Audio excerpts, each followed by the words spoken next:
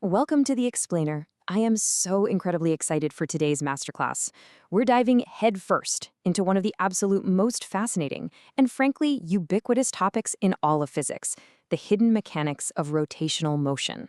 So, grab your mental notebooks because we're going to literally change the way you see the moving world around you.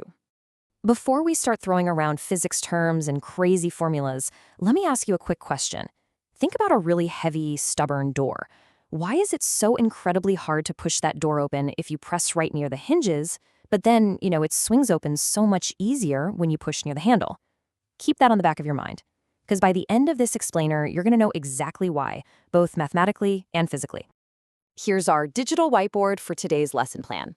We'll start with what rotational motion actually is, build out our physics toolkit, dive into torque and moment of inertia, tackle the math of rotation, and finally, look at some real-world applications.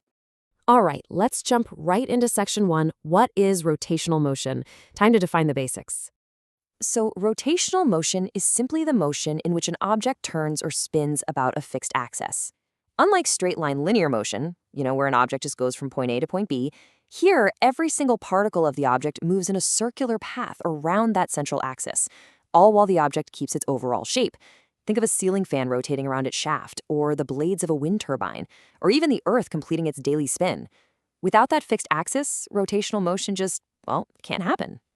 We can break this down intuitively using a classic playground merry-go-round. Just imagine you're on one right now. The center is totally fixed, right? And every single rider is moving in a circular path. But here's the really crucial point. The riders on the outer edge actually have to travel a farther physical distance, so a greater linear speed than the riders near the center in the exact same amount of time. Yet everyone completes one full rotation at the exact same moment. That shared, unified rotation, that's what physicists call having the same angular displacement. It's kind of wild to think about how long it took humanity to fully figure all of this out. Just look at this timeline. We invented the wheel around 3500 BCE, essentially hacking rotational motion for transport and farming without really knowing the math behind it. It wasn't until Archimedes in the 3rd century BCE that we started systematically studying levers and centers of gravity. Fast forward to the 17th century, Isaac Newton gives us the laws of classical mechanics, which got adopted for rotating bodies. And finally, in the 18th century, Leonhard Euler developed these complex 3D equations, the exact same equations that today's engineers use to navigate actual satellites. Pretty amazing, right? So, how do we actually talk about this like a modern physicist? Let's move to section 2, the physics toolkit. Think of this next concept as your ultimate translation guide. You already intuitively understand linear motion, like a car moving straight down a road. You know about distance, velocity, force, and mass. Well, rotational mechanics maps perfectly onto those exact same concepts. Distance just becomes angular displacement, which measures the angle turned. Velocity becomes angular velocity, meaning how fast it's spinning. Force becomes torque. And mass, which is just an object's resistance to moving, becomes moment of inertia, which is its resistance to spinning. You're really just learning a new dialect of a language you already speak. Let's put that toolkit to work and see how this builds step by step. Like, how does a stationary object actually start rotating? Well, step 1, a force is applied. Step 2, if that force is applied away from the axis, it creates that turning effect we call torque. Step 3, this torque causes angular acceleration, meaning the object starts speeding up its spin. And finally, step 4, the object gains angular velocity and happily rotates away. Oh, and remember, if there's no friction or opposing torque, it'll just keep on rotating forever thanks to its rotational inertia. Let's zoom in on those two heavy hitters in section 3, torque and moments of inertia. Remember that stubborn door from the beginning of class? Well, here's your answer.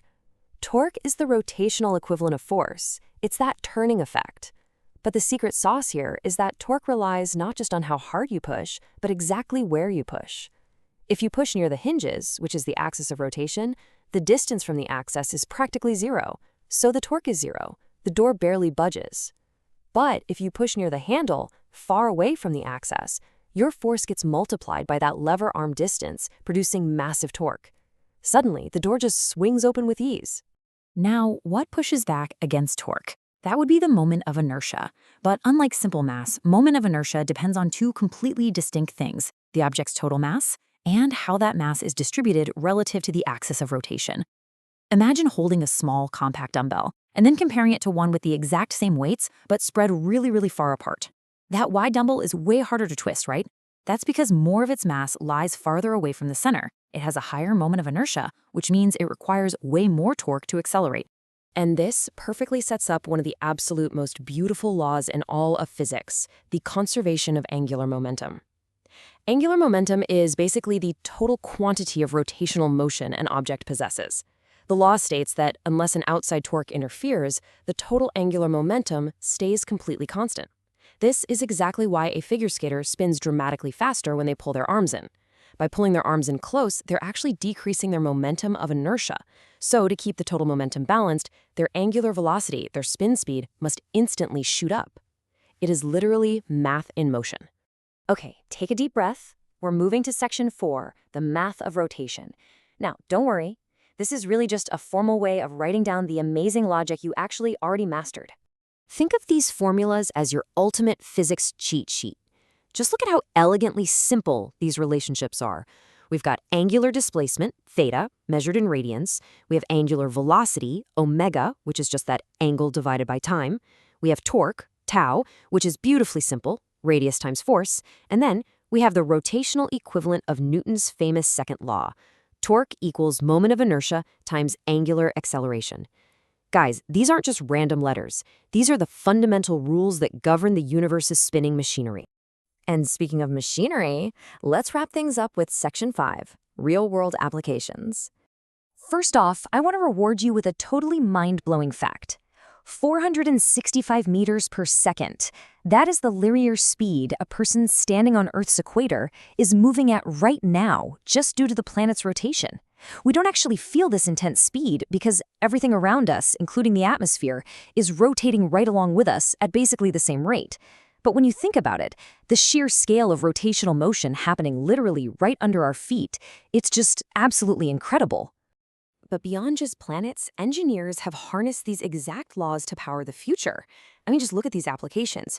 Wind turbines take the linear push of the wind, convert it into massive torque on a central shaft, and then use that rotational mechanical energy to drive a generator for clean electricity. And in aerospace and robotics, engineers are obsessively calculating torque and angular velocity to build precision servo motors, robotic arms, and they even use gyroscopes to stabilize spacecraft out in the vacuum of space. It's literally everywhere. So, class, I want to leave you with a quick challenge. The next time you pedal a bicycle and apply torque to the gears, or the next time you pull open a heavy door by the handle, or, simply watch the sunset on this giant spinning planet, I want you to really look for the physics. What rotational forces are you going to notice first? Thanks so much for joining this explainer and keep observing the world with a curious mind.